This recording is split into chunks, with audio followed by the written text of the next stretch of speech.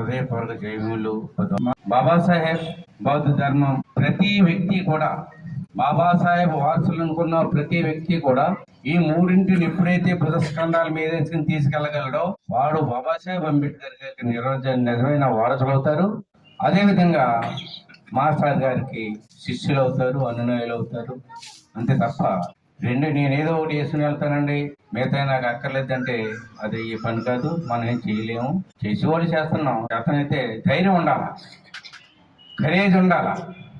బాబాసాహెబ్ అంబేద్కర్ గారి ఉద్యమాన్ని నడపాలంటే సామాన్యమైన పని కాదు అది.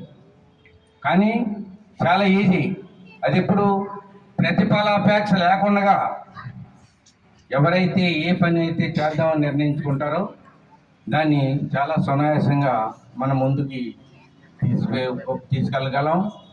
వాళ్ళకి స్వార్థ బుద్ధితో వచ్చేవారు ఇక్కడ భవన్కి వచ్చినప్పుడు, స్వార్థ బుద్ధితో కొమ్ములు తిరిగిన మగవాళ్ళను కూడా నోరు వేయించగల సత్తా ఉన్నది మాస్టర్ గారికి. కానీ ఒక ఆయన, ఏమయ్యా బాలయ్య గారు, ఏంటి ఆ ముసలుడు ఇంకా ఆ పదం వదిలిపెట్టడా అన్నాడు. మీరు అయితే ఏం ఆన్సర్ చెప్తారు చెప్పండి. ఏం చెప్పారంటే, ఆ ముసలోడు ఇంకా ఆ పదం వదిలిపెట్టడా. ఏంటి అంబేద్కర్ మెమోరియల్ మిషన్ అధ్యక్ష పదవి ఏం చెప్తారండి? సింపుల్గా చిన్న కూర్చుని, అంటే మీ పెద్ద అబ్బాయి పెళ్ళి అయిపోయిందా అన్నాడు. అయిపోయిందండి అన్నాడు. చిన్న అబ్బాయికి వాడికి అయిపోయిందండి, మరి మూడు అమ్మాయిలు చూస్తున్నామండి అన్నాడు. అయితే కుటుంబం ఇంచుమించుగా ఆర్థికంగా అన్ని విధాలు బాగానే ఉంది కదా అన్నాడు. అవును బాగానే ఉందండి అన్నాడు. మరి మీ పెద్ద అబ్బాయికి పెత్తనం ఇవ్వచ్చు కదా అన్నాడు. పరమ ఎదవండి, ఆడికెళ్ళగిస్తానండి అన్నాడు.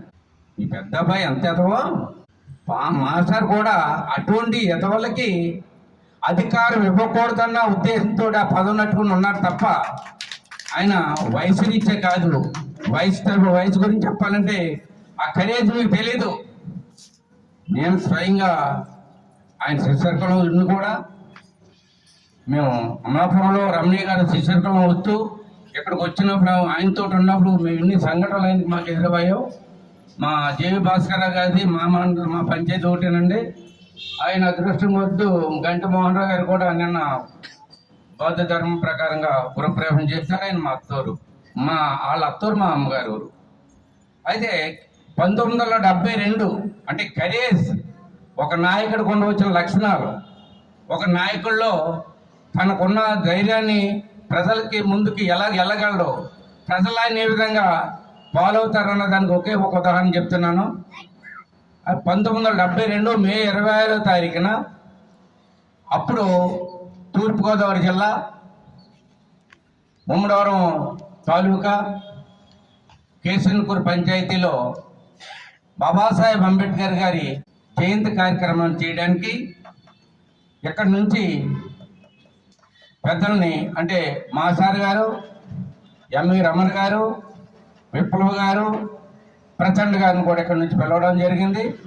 అప్పటికే పక్షవాతంతో ఉన్నటువంటి రమణి గారు, నేను రాలేను అంటే అప్పుడు పిచ్చి లేదండి, మరమల నుంచి పిచ్చి లేదు, ఈ పడ మీద ఎత్తికెళ్ళడం తీసుకురావడం వద్దండి అని చెప్పేసి ఆయన మానేశారు.